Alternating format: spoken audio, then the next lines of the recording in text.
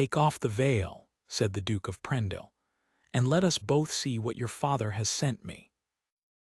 The woman standing on the black-and white marble of his hall had been traveling since 5 that morning. Her cloak was gray, with the dust of 11 hours of road.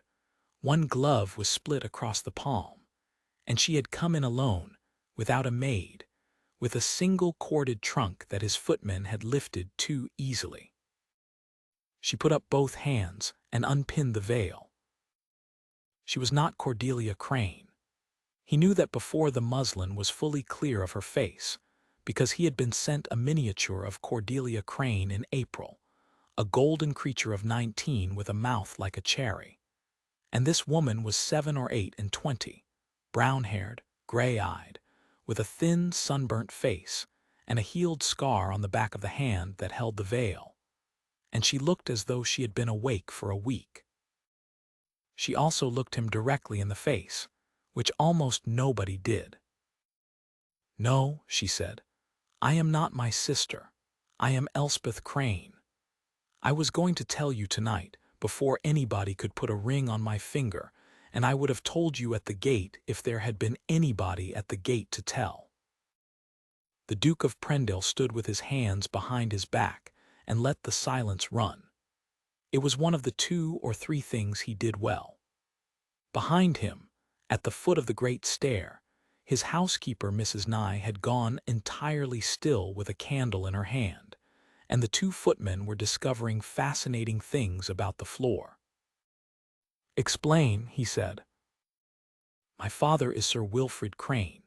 He owes £11,000 to men who will not wait past Christmas, and by the articles your father and mine signed 19 years ago, you were to marry his eldest unmarried daughter and settle £40,000, and he says the word in the articles is daughter and not Cordelia, and that therefore this is not a fraud but a construction." She said it flatly, like a schoolgirl reciting something she despised. "My sister will not have you. Not because of any fault in you, sir. She has never seen you. She has an attachment elsewhere, and my stepmother locked her in her room for 4 days. And on the 5th day I went in and told them that if Cordelia was to be dragged to Prendel in a carriage screaming, I would go to the bishop myself. And my father said, 'Very well then, you go, and be quick, and hold your tongue, and we shall all be saved.' And you agreed to that." "I agreed to come," Elspeth Crane said. "I did not agree to hold my tongue. They think I will not dare to speak once I am inside your house. They are wrong, and they will be very angry, and I have nowhere in the world to be angry at me from. So if your grace will have somebody take me to the inn at Prendel Coombe, I will start for home in the morning, and you may write to my father whatever you please." The Duke looked at her for a long moment. He was 34 and had been Duke for 9 years, and he had been called, in print, in a Bath paper, the least agreeable great man in England. And he had entered into the business of the Crane marriage in exactly the spirit in which a man pays a debt of honor, because his father had promised it on the deck of a burning transport ship in 1799 to the naval lieutenant who got him off it. And that lieutenant had been Wilfrid Crane, and a Prendel did not repudiate such a thing. He had written 3 letters. He had received a miniature, a lock of hair he had thrown into the fire, and 11 pages from Sir Wilfrid about the settlement. He had expected the whole affair to be sordid. He had not expected it to be interesting. "Mrs. Nye," he said, "the blue bedchamber, a fire, hot water, and a supper tray. Miss Crane has been on the road since 5. "Your Grace," Elspeth began. "You will not go to the inn at Prendel Coombe," the Duke said, "because there is not an inn at Prendel Coombe. There is a beer house with 4 beds and a man in 3 of them, and because whatever your father is, and whatever has been attempted in this hall this evening, you have not eaten since Marlborough, and it is 9 o'clock at night." He turned. "You will oblige me by coming to the library at 11 tomorrow morning. Until then, nobody in this house will trouble you, and nobody in this house will speak of this outside it. Mrs. Nye will see to that. Mrs. Nye is very good at it." She did not thank him. She said, "You are not what I was told," and went up his stairs like a woman walking into a church. He sat up until 2 with the articles of 1806 spread on the desk in front of him, and read them 4 times. And they said, as she had said, the eldest unmarried daughter of the said Sir Wilfrid Crane, and there was nothing in the world in law to prevent Sir Wilfrid Crane from posting whichever daughter he could get into the carriage. Which meant that the thing he had been sent was not a fraud he could hand back. It was a woman. She came to the library at 11 exactly, in a dark blue gown that had been good 8 years ago, with her hair pinned so tightly that it looked like an act of self-discipline, and stood in front of his desk with her hands folded and waited to be dismissed. The Duke of Prendale did not dismiss her. He asked questions in order, the way he examined a bailiff. "How old were you when your mother died?" 11, sir." "Your father married again?" "Within the year. My stepmother has 3 children of her own, Cordelia, my brother Julian, and Francis, who is 14. "And you have been in the house since?" "I have kept the house since I was 15, Elspeth said. "The keys, the accounts, the stores, the cellar book, the tenants' rents when my father was at Bath, and the schoolroom for Francis. There is no housekeeper at Crane Hall and has not been since 1813. There are 2 housemaids where there were 9. "Wages?" For the first time she hesitated. "I am the daughter of the house, your grace." "That is not an answer. Wages?" "None," she said. "There is a sum written down for me every quarter in my father's book, and it has never yet been convenient." The Duke of Prendale made a note. He was aware, as he made it, that his hand was not perfectly steady, and that this was rage, and that rage was a thing he had spent 9 years learning to conduct like a cold current in a wire. "One more," he said. "Why did you not simply refuse? You are of age. Your father cannot marry you against your will, whatever the articles say, and no clergyman in England would proceed if you stood up in the aisle and said no. You could have stayed at Crane Hall and let the whole thing fall in and let them face their £11,000. Why get into the carriage?" Elspeth Crane looked at the window for a moment. "Because of Frances," she said. "She is 14, and there is another set of articles in my father's desk. A Mr. Sackville of Bristol, who is 51 and has money in ships, and who has been at our table twice this year, and who watches her over the soup." She turned back to him. "If Cordelia will not be sold and I will not be sold, then Francis is what is left. I got into the carriage, your grace, because I wanted to be standing in this hall in front of a duke, telling the truth before Christmas. That was the whole of my plan. I did not know what would come after it. I still do not." The Duke of Prendale put down his pen. "Miss Crane," he said, "you are not going back to Crane Hall." "Sir, I cannot stay in a bachelor's house. My aunt, Lady Ferrers, is at the Dower House, and she is 69 and monstrously respectable and unhappily underoccupied," he said. "She will come up this afternoon and remain as long as necessary, and she will terrify you for about 4 days, and then she will like you very much, which is a thing you may as well be warned about. You will be my guest at Prendel until this matter is resolved.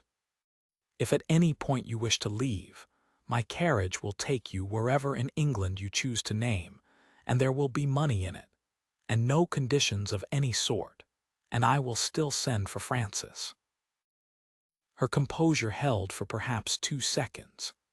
Then she sat down abruptly on the edge of a chair without being invited, which no woman had ever done in that room, and put her split glove over her mouth. "I have been traveling for 11 hours to be told I was a fraud," she said, "and you have called me a guest, and I find I am not equal to it. I beg your pardon. Give me a moment, and I shall be entirely sensible." "Take as long as you like," said the Duke of Prendale. "I have 190 years of ledgers in this room, and nowhere in the world to be." Lady Furze arrived at 4 with 3 trunks and a pug, was told the facts in the library in 11 minutes, said, "Wilfrid Crane. I remember his mother.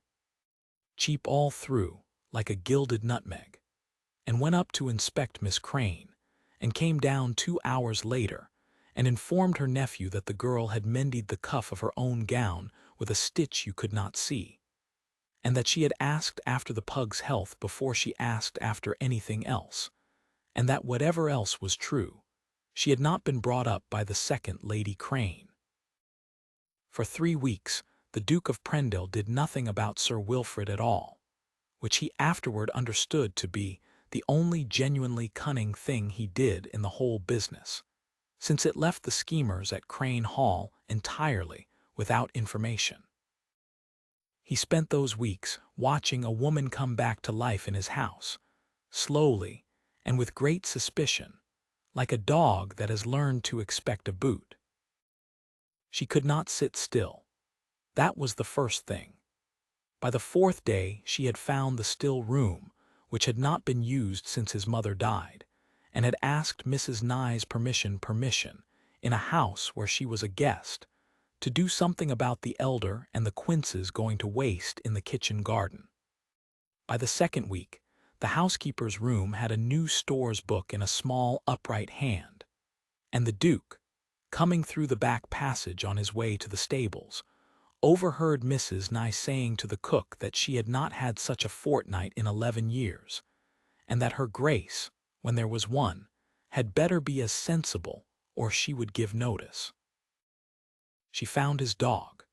Prendel kept an old grey wolfhound named Senet, who had belonged to his brother, who had died at sea in 1816, and Senet had spent 3 years lying in the coldest corner of the hall, snapping at anybody who came within reach of him. On the 9th day, the Duke came in from the rain, and found the dog asleep with his enormous head in Elspeth Crane's lap, while she read the county paper aloud to Lady Furze, apparently unaware that she was doing anything remarkable. On the 14th day he asked her, over the ruins of a very bad dinner. His cook had been let go, his kitchen was in a state, and he had begun to notice it, whether she could read a rental. "I can read a rental better than I can read Latin, sir." "Then read that one," said the Duke of Prendale, and put 9 years of the Prendale accounts in front of her. "And tell me where the money goes, because 3 separate men of business have told me 3 separate things, and I have never had the patience to sit down with it." She sat down with it for 11 days.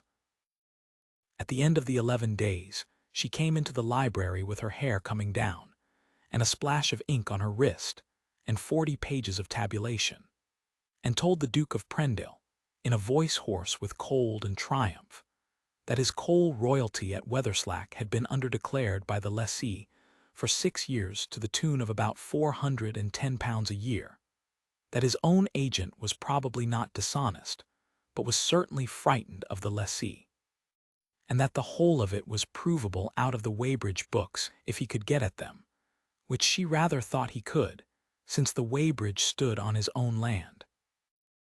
The Duke read the 40 pages twice, and then looked up at the woman standing in front of his desk with ink on her wrist, and understood, with perfect clarity and no pleasure whatever, what he was going to do, and understood at the same moment exactly what it would cost her when the world found out how she had come to be in his house.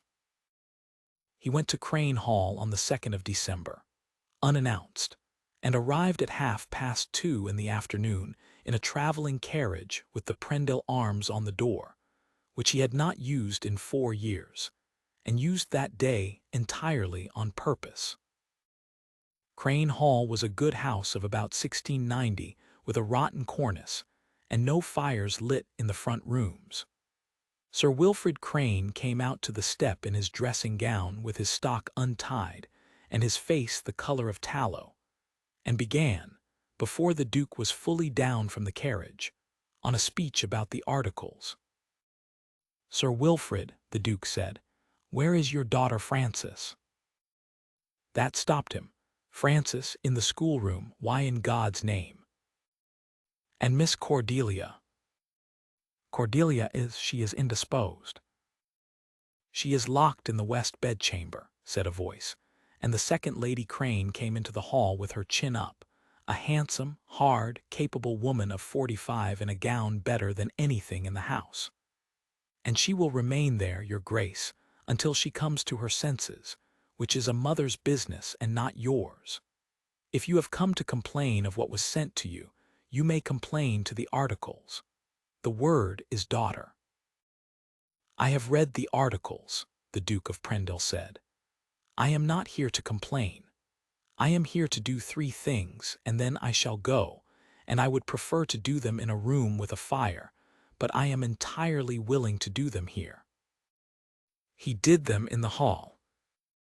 The first was to send for Miss Cordelia Crane, whom he had never seen, and who came down white and swollen-eyed and terrified in a wrapper with her hair down, and who stopped dead on the stair when she saw the height and the black coat and the face of the man she had been locked up for. He bowed to her from the bottom of the stairs. "Madam, I release you," he said. "Absolutely, and in writing, and I shall have my solicitor send the discharge to your father tomorrow, and I will say publicly, wherever it is required, that Miss Cordelia Crane and I have never met and are entirely indifferent to one another, and that no engagement ever existed. I am told you have an attachment. Who is he?" Cordelia's mouth opened. Lady Crane said sharply, "He is a person of no consequence whatever." "He is Mr. Hallam," Cordelia said, in a rush, gripping the banister, "who is curate of Crane Weatherby and has £80 a year and no expectations. And I have known him since I was 15, and he has never once said one word to me that was not honorable, and Mamma has told him she will have him turned out of his curacy." £80 a year, the Duke repeated. "There is a living at Prendel Coombe worth 340 and a house, which falls vacant at Lady Day when Dr. Pike goes to his brother at Wells, and I have the presentation of it, and I have been putting off the decision for 8 months because I dislike being called upon by clergymen." He inclined his head. "Have Mr. Hallam write to me. I make no promises to a man I have not met, but I will meet him within the week, and if he is what your sister says you are, madam, then he shall have it, and you may be married from this house at Easter, and I will stand in the church so that the county can count the carriages." Cordelia Crane sat down on the stairs and wept. The second thing was Frances. The Duke asked to see the articles concerning Mr. Sackville of Bristol, and was told there were none, and observed that there was a leather case in Sir Wilfrid's desk with a Bristol attorney's seal on it, which he had been told about, and that a magistrate might be curious how a gentleman of 51 had come to be twice at the table of a house with a girl of 14 in it and a marriage draft in the desk. And Sir Wilfrid Crane went the color of ashes, and said the whole thing had been a mere sounding, a nothing, and burned the case in the hall grate himself with his own hands, kneeling, while the Duke stood over him and watched it char. "Frances comes to Prendel in January," the Duke said, "to my Aunt Lady Ferrers, for her education, with a governess whom I shall pay, and she will be returned to you when she is 21 if she wishes to come. If you refuse, I shall apply to the Court of Chancery for her and I shall win, because I can afford 11 years of it, and you cannot afford 11 weeks." The third thing he did in that hall was the one he had come for. "Your eldest daughter has been in my house 4 weeks. She has told me the truth from the first minute, at her own cost. She has found £410 a year that was being stolen from me under 3 agents' noses.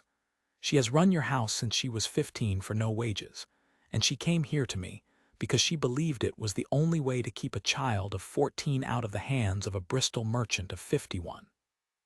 His voice, he was aware, had gone very quiet, which was worse. You sent me in a closed carriage in the dark, hoping I would not look at her, the best woman either of your names will ever be attached to. I intend to marry her. Not by your articles, I will not touch the articles, and there will be no £40,000, and you may sue me for it and be laughed at from here to the Lords. I will marry her because I have asked her, and I shall keep on asking her until she believes me. Lady Crane laughed. It was a genuine laugh, and it was the first thing in that house that frightened him. Then your grace had better be quick, she said, and quiet, and married abroad, because there is one small point about Elspeth that nobody has troubled to tell you, and which I have been keeping by me for 9 years like a bottle of physic. Madam, said Sir Wilfrid. Her mother, said Lady Crane, was married to my husband at a chapel in Northumberland in the September of 1795, by a curate who was drunk, without a license and without banns, and there is no entry in the register, because I have seen the register with my own eyes, and there is no entry. Which makes the first marriage no marriage at all, and Elspeth Crane no daughter of anybody's, and no fit wife for a duke, and no fit sister-in-law for my Cordelia. She smoothed her sleeve.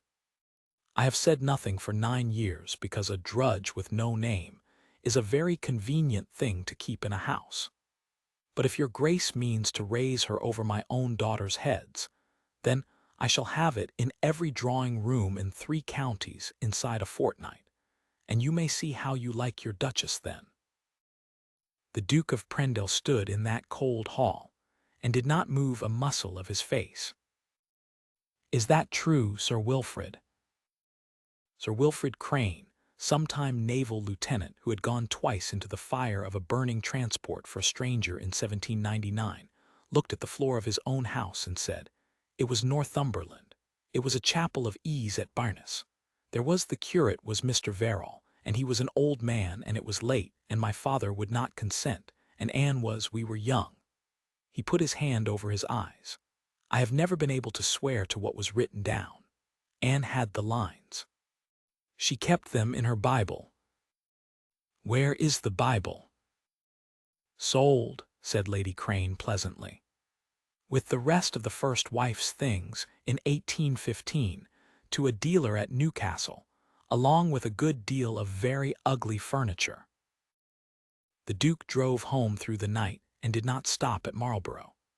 He reached Prendel at 4 in the morning and stood in his own hall in his greatcoat with his boots wet through, and understood 2 things with equal force: that he was in love, for the first and only time in his life, with a woman he had known for 1 month, and that he had just handed her enemies the exact weapon they required, by telling them so. He told her everything the next morning.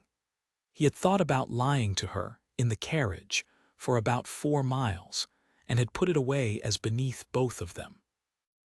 She heard him out standing at the still-room window with her hands full of quinces, and when it was finished, she set the fruit down very carefully in the bowl, one at a time.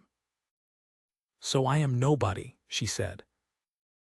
You are the most substantial person in this house. Your Grace, I am not being pitiable, I am being accurate. If there is no entry in that register, then I have no name, and a duke cannot marry a woman with no name, not because you would mind it.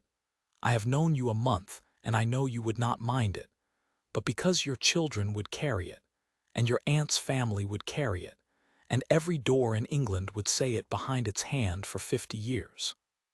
She wiped her hands on her apron. You asked me a question in this room on Tuesday, and I said I would answer you at Christmas. I am going to answer you now instead, and the answer is no. Elspeth. It is no because I love you, she said, and it was the first time either of them had used the word, and she said it the way she said everything, flatly, like a figure in a column. There. Now you know, and it is said aloud once in my life. And because of it I am not going to be the thing your enemies hold up when they want to make you small. You have a name that is 900 years old, and I have a mother who kept her marriage lines in a Bible that was sold to a dealer at Newcastle for a shilling. The Duke of Prendale said, "Then I shall go to Newcastle." She laughed, a wretched, astonished laugh, and told him he was mad, and that a dealer's stock of 1815 was in 1100 houses by now, and that she would not have him hunting a Bible over 3 counties for the sake of a woman who was not worth the horses. And then she went up to her room, and did not come down to dinner. She was gone before 6 the next morning. He had the letter at 7:30, from Mrs. Nye, who had found it on the housekeeper's table with the store's books squared up beside it, and every key on the ring accounted for. "Your Grace, I have taken the stage from Prendel Coombe. Do not follow me and do not send after me. I have written to a lady at Salisbury who advertised for a housekeeper in the county paper on Tuesday, and I can do that work better than anybody in England, and I shall not starve. Frances comes to your aunt in January. Keep that promise, and I will consider myself the most fortunate woman living. Tell Cordelia I am glad about Mr. Hallam. Tell Sennet, if it does not sound too foolish, that somebody will come. I am taking nothing out of this house but the apron, which I will send back, and one thing more which I am ashamed of and will not name, and which you would give me if I asked, and which I could not bear to ask for. E.C." He learned 3 days later from Lady Ferrers what the one thing more had been. It was a pressed sprig of rosemary out of the still-room jar, which he had given her carelessly, on the 11th day, coming in from the garden, saying something about the smell of it, and which he had entirely forgotten, and which she had kept. The Duke of Prendale did not go to Salisbury. He wanted to. He stood in his own hall at 8 in the morning with her letter in his hand, and every instinct in him pulling northeast toward the Salisbury road, and he made himself sit down instead, and think, coldly, for 1 hour, the way he thought about Elise. And at the end of the hour he understood that if he found her that week, he would have nothing to offer her but his feelings, and that she had already refused those, for reasons that were entirely correct. So he sent for his solicitor and for a horse, and went to Durham instead. It took him 19 days, in December in the north, and he did it almost entirely himself, because he found he could not bear to have it done by a clerk. The Chapel of Ease at Barnes stood in a fold of the hills 11 miles from anywhere, with a slate roof and 40 seats, and the man who kept the key was a shepherd of 60, who remembered Mr. Verrall very well, and said he had been curate there 31 years, and had died in 1808. The register was in the vestry cupboard, a thin book, badly kept, with 3 years of the 1790s in the wrong order, and the September of 1795 missing entirely, because 2 leaves had been cut out close to the stitching with a knife. The Duke of Prendale looked at that cut for a long time. Then he asked the shepherd whether any lady had come to see the book, and was told that a lady had, in a hired chaise, some years back 9-10 year, Meb, and had been left alone with it a good hour while the man went to his dinner, and had given him half a crown. He did not go home. He went to Durham, to the diocesan registry, and paid a fee, and sat in a cold room for 2 days with a clerk named Mr. Sowerbutt's, and there, because every parish and chapelry in England was required, and had been required for 200 years, to send a fair copy of its register to the bishop each year, and because a drunken old curate at Barnes had been slovenly about many things, but had never in 31 years missed sending his transcript at Easter. There it was. Barnes in the parish of Elston, transcript for the year 1795, in a shaky brown hand. Wilfred Crane, bachelor of the parish of Crane Wetherby in the county of Wiltshire, and Anne Sarah Kettleby, spinster of this chapelry, were married in this chapel by license the 11th day of September 1795 by me, Jos. Verrall, curate. Witnesses: Thomas Bewick, clerk, Margaret Verrall. By license, not without one.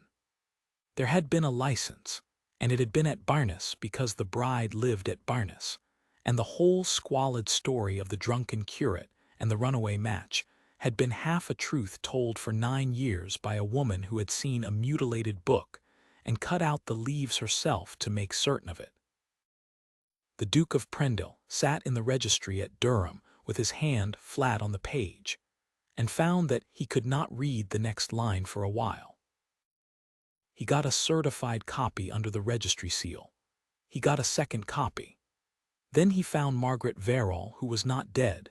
She was 79 in a cottage at Otterburn, the curate's daughter, blind in one eye and perfectly clear in the head, and who said at once, before he had asked her anything, "Anne Kettleby. She had a green ribbon and it rained. Is she living?" "She died in 1810, madam. Her daughter is living." "Then tell her daughter her mother's ring was too big, and my father tied a thread round it," said Miss Verrall, and swore an affidavit in front of a magistrate at Hexham on the 29th of December, and refused any money at all, and accepted a chest of tea and a cartload of coal.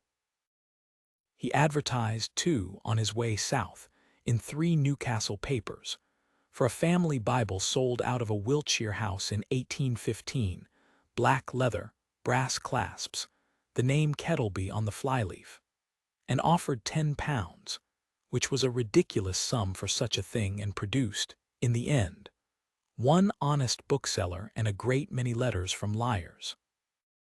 He reached Salisbury on the 4th of January.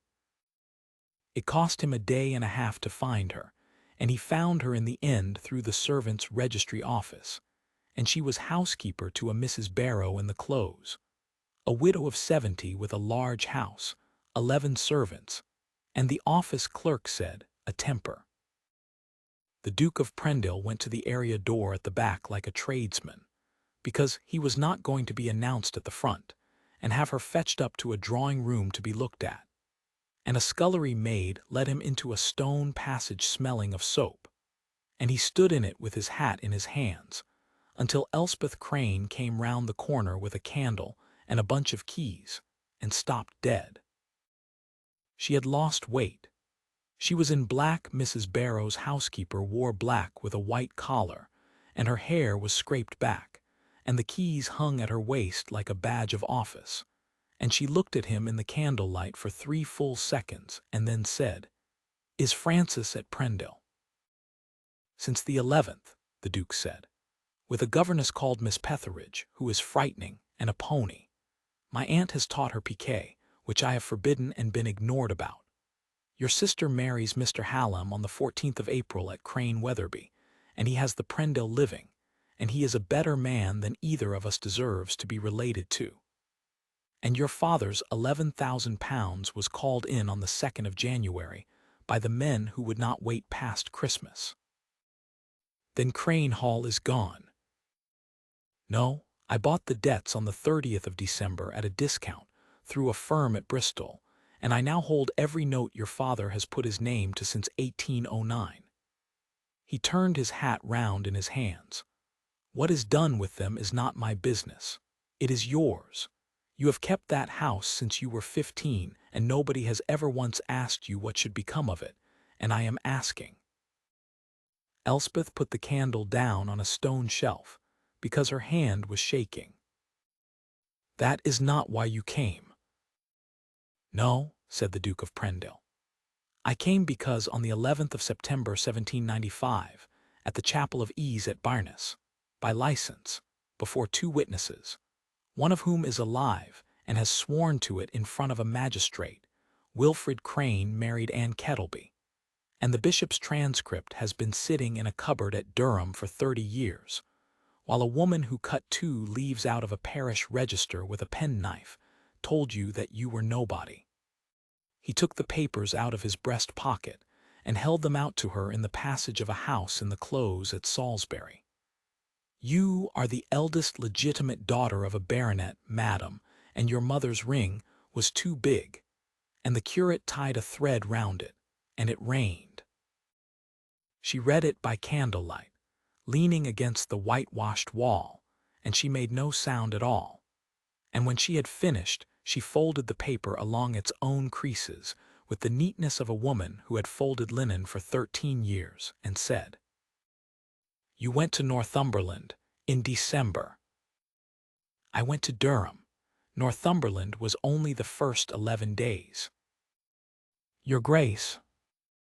"Adrian," he said, "you told me you loved me in a still room with your hands full of quinces, and then you got on a public coach, and I have carried that particular sentence about with me for 5 weeks like a stone in my boot, and I should very much like to be called by my name once before you send me away again."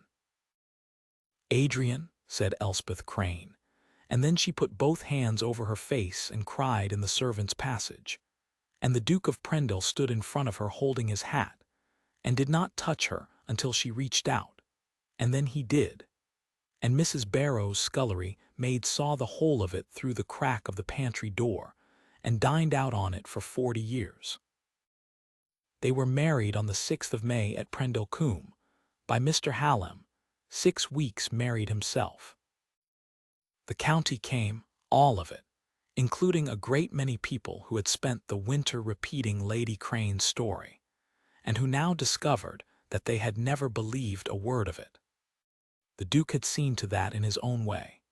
A paragraph in 3 papers, at his solicitor's insistence, giving the date and place of the marriage of Sir Wilfrid Crane and Anne Kettleby, and the fact of the bishop's transcript, and Miss Margaret Verrall's affidavit read aloud in the vestry at Crane Weatherby after Cordelia's wedding, in the hearing of 11 of the loudest women in Wiltshire, which the Duke afterward admitted was not strictly necessary, and which he did not regret for one moment. The second Lady Crane was not in the church.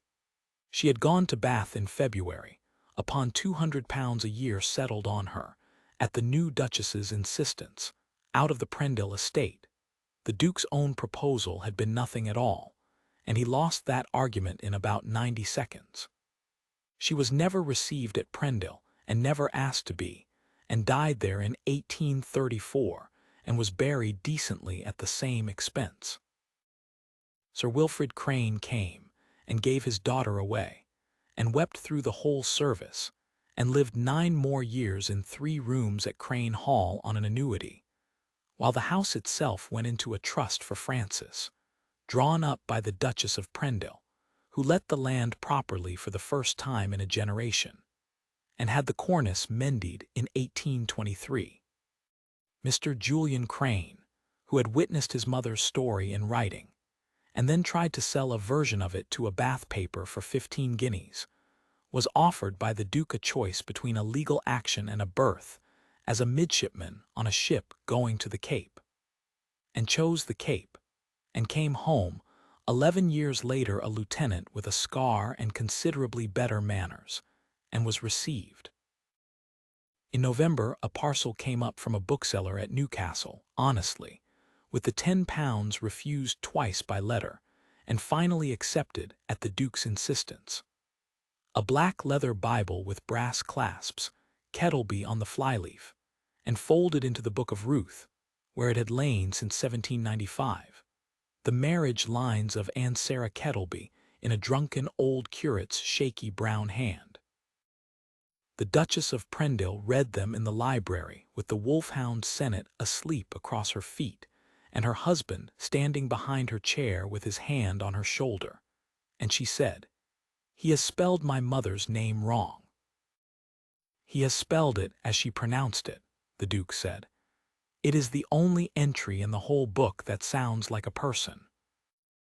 They had 4 children, of whom the eldest was a girl with a flat, calm way of adding up a column, and the Prendel coal royalty at Weatherslack was audited every quarter by the Duchess herself for 26 years, and never once underdeclared again.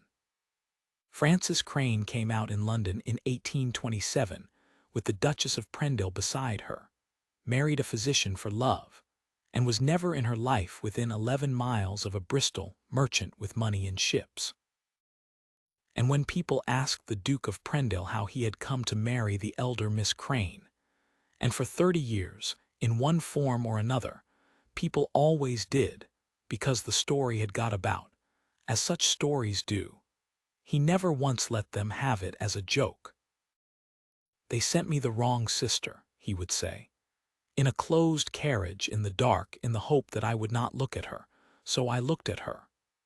And he would find his wife across whatever room they were in, which he could do in any room at any distance until the day he died. It was the only piece of luck I have ever had, and I very nearly sent it back.